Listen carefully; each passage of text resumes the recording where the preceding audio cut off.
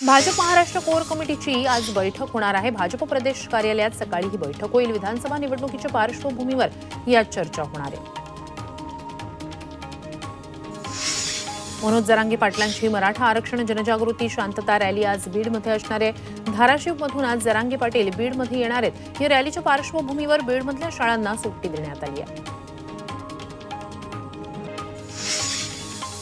ममता बॅनर्जी 2 दिवस मुंबई दौऱ्यावर येणार आहेत। या दौऱ्यादरम्यान त्या शरद पवार आणि उद्धव ठाकरे यांची भेट घेण्याची शक्यता वर्तवण्यात येते। कोस्टल रोडची हाजी अली ते वरळी ही मार्गिका आजपासून सुरू होणार आहे। खान अब्दुल गफार खान पर्यंतचा उत्तर दिशेने जाणारा 3.5 किलोमीटरचा रस्ता आजपासून सर्वांसाठी खुला होणार आहे।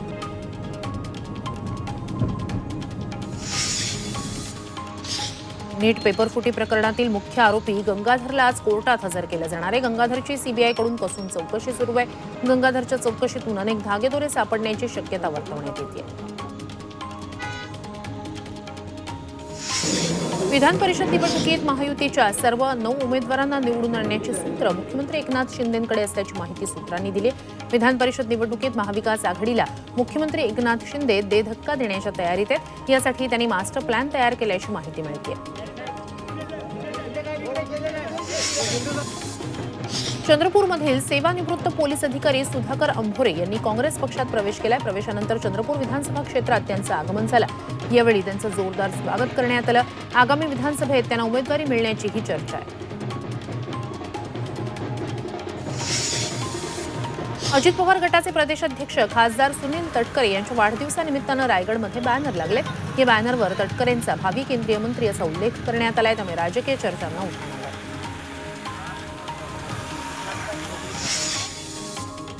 आता आपण मोकळेच आहोत, त्यामुळे काहीही कार्यक्रम असला की हजर राहायचं असं आपण ठरवल्याचं भाजपचे माजी खासदार सुजय विखे पाटील यांनी शिर्डीतील एका कार्यक्रमात सांगितलं।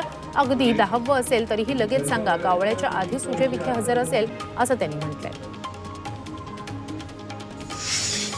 दिल्लीतून फडणवीसांचे पंख छाटण्याचा प्रकार सुरू आहे असं वक्तव्य शरद पवार गटाचे खासदार अमोल कोल्हे यांनी केलंय। फडणवीसांच्या नेतृत्वात महायुती विधानसभा लढवणार होती, मात्र आता देवेंद्र फडणवीसांचे पंख छाटण्याचा प्रकार सुरू आहे असं कोल्हे म्हणाले। मुंबई क्रिकेट असोसिएशन म्हणजेच एमसीए अध्यक्षपदाची निवडणूक तिरंगी होणार आहे। या निवडणुकीतून काँग्रेस प्रदेशाध्यक्ष नाना पटोले यांनी माघार घेतली। त्यामुळे आता एमसीएचे सचिव अजिंक्य नाईक तसंच एमसीएच्या मुंबई प्रीमियर लीगचे अध्यक्ष विहंग सरनाईक आणि काँग्रेसचे भूषण पाटील यांच्यात लढत होणार आहे। सत्ताधारी मराठा समाजाला आरक्षणावरून झुलवत ठेवत असल्याचा गंभीर आरोप विरोधी पक्षनेते विजय वडेट्टीवार यांनी केलाय। सरकारमधील नेते छगन भुजबळ 2 समाजात वाद लावण्याचा प्रयत्न करतात असा आरोपही त्यांनी यावेळी केला। मराठा आणि ओबीसी आरक्षणाच्या सर्वपक्षीय बैठकीवर विरोधकांनी बहिष्कार घातला। मराठा आरक्षण बैठकीला विरोधक का आले नाही, त्यांचा बोलविता धनी कोण, असा सवाल आमदार आशिष शेलार यांनी विरोधकांना सभागृहात केला। तसंच आरक्षणावरून विरोधक राजकारण करतायत असा आरोपही शेलार यांनी केला।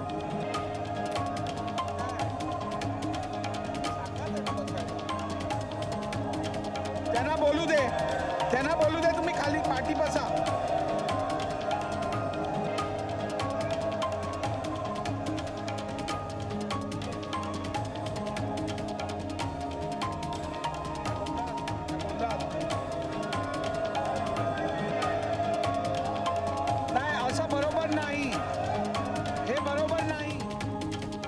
जरांगे पाटील सगळ्यांनाच धमक्या देत आहेत, ते कुणाला सोडत नाहीयेत अशी प्रतिक्रिया ग्रामविकास मंत्री गिरीश महाजन यांनी दिली आहे। आगामी विधानसभेची निवडणूक जवळ आली आहे, त्या अनुषंगानं जामनेर विधानसभा मतदारसंघात 1,16,000 कुणबी मराठ्यांचं मतदान आहे असा इशारा मनोज जरांगेंनी महाजनांना दिला होता। त्याला महाजनांनी उत्तर दिलंय। माननीय मुख्यमंत्री महोदय या बाबतीमध्ये पॉझिटिव्ह आहे। आमचं सरकार असं आहे की त्यांनी पुण्यात 9 ऑगस्ट क्रांती दिनाच्या निमित्तानं शेतकरी संघटनेकडून सहकार आयुक्त कार्यालयासमोर बेमुदत आंदोलन करण्यात येणार आहे। शेतकरी संघटनेचे नेते रघुनाथदादा पाटील यांनी ही माहिती दिली।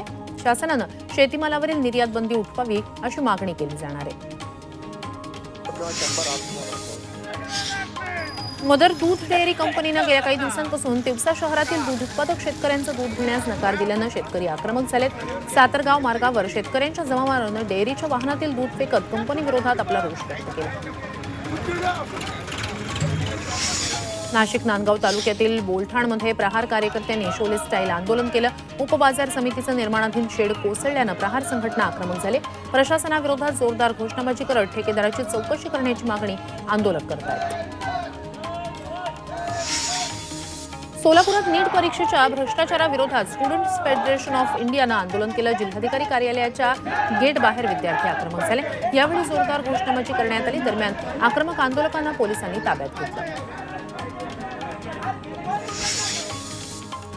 भंडारा नगर परिषदेवर शेतकऱ्यांनी मोर्चा काढला. महात्मा ज्योतिबा फुले भाजी मंडईत बीटीबी असोसिएशनकडून केली जाणारी अवैध वसुली बंद करण्याची मागणी करण्यात आली. यावेळी पोलीस बंदोबस्तही तैनात करण्यात आला होता. राज्य शासकीय कर्मचाऱ्यांना आणखी एक मोठं गिफ्ट मिळतंय. शासकीय कर्मचाऱ्यांच्या महागाई भत्त्यात 46% वरून 50% वाढ करण्यात आली. 1 जानेवारी 2024 पासून पूर्वलक्षी प्रभावानं ही वाढ लागू होणार आहे. आरोपी मिहीर शहाला वरळी कोळीवाड्यातील भर चौकात सोडा अशी मागणी आदित्य ठाकरेंनी केली. नरकातून जरी राक्षस आला तरीही असं करणार नाही, मात्र मिहीर शहा हा राक्षस आहे, त्याच्यावर कठोर कारवाई करा अशी मागणी आदित्य ठाकरेंनी केली.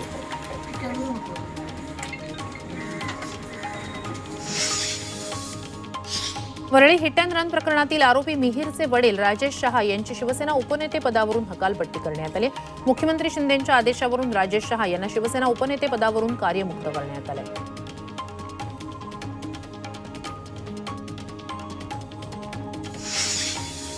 जुहूतील तापस बारवर मुंबई महानगरपालिकेकडून बुलडोझर चालवण्यात आला. वरळीतील हिट अँड रन प्रकरणातील बारवर कारवाई करण्यात आली. तापस बारमध्येच आरोपी मिहीरनं मद्यपान केलं होतं.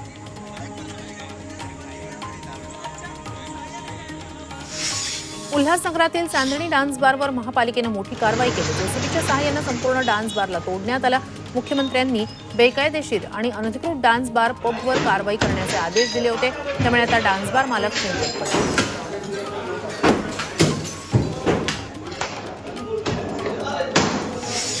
अकोला जिल्हा पोलीस दलासाठी पोलीस भरतीची चाचणी आता थेट सिमेंटच्या रस्त्यावर होणार आहे. 800 मीटर मैदानी चाचणीसाठी वापरण्यात येणारा पोलीस मुख्यालयातील ग्राउंड पावसामुळे चिखलमय झालेला आहे. त्यामुळे या चाचणीसाठी जिल्हाधिकाऱ्यांच्या आदेशानुसार अकोल्यातील वाहतुकीत बदल करण्यात आले. रत्नागिरीत सध्या जोरदार पावसाला सुरुवात झाली आहे. त्यामुळे सर्वच भागांमध्ये शेतीच्या कामांना वेग आलाय. बावनदी परिसरातील शेतीची कामं जोरात सुरू आहेत आणि याच शेतीच्या कामांचं ड्रोननं चित्रीकरण करण्यात आलेलं आहे. झी24 तासचे प्रेक्षक तन्मय दाते यांनी.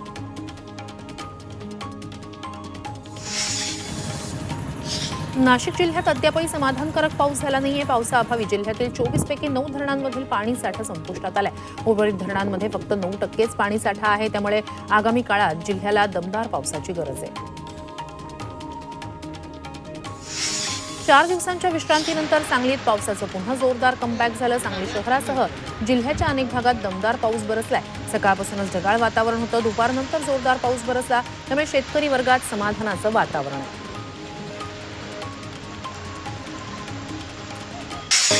गडचिरोलीतील एका गळक्या एसटी बसचा व्हिडिओ समोर आलाय. घोट ते गडचिरोली दरम्यान धावणाऱ्या या बसमध्ये पावसाचं पाणी टपातून थेट सीटवर पडत होतं. त्याचा फटका पुरुष आणि महिला प्रवाशांसह शाळेतील मुलांनाही बसला. या गळक्या बसचा व्हिडिओ स्वतः एका संतप्त प्रवाशानंच व्हायरल केला.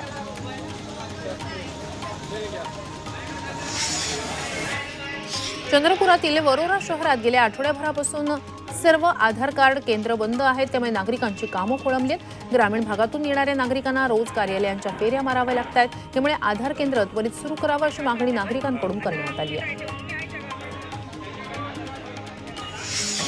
अकोला शहरात अनेक दिवसांपासून सेतू केंद्रांवरील सर्व्हर डाऊन आहे.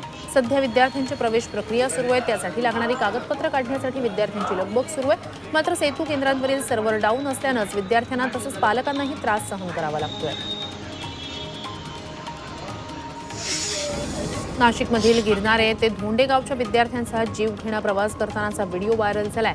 जीप कारवर बसून विद्यार्थ्यांची ने-आण वाहन चालक करतायत. मात्र जीवघेण्या प्रवासाकडे प्रादेशिक परिवहन विभागाचं दुर्लक्ष होत आहे.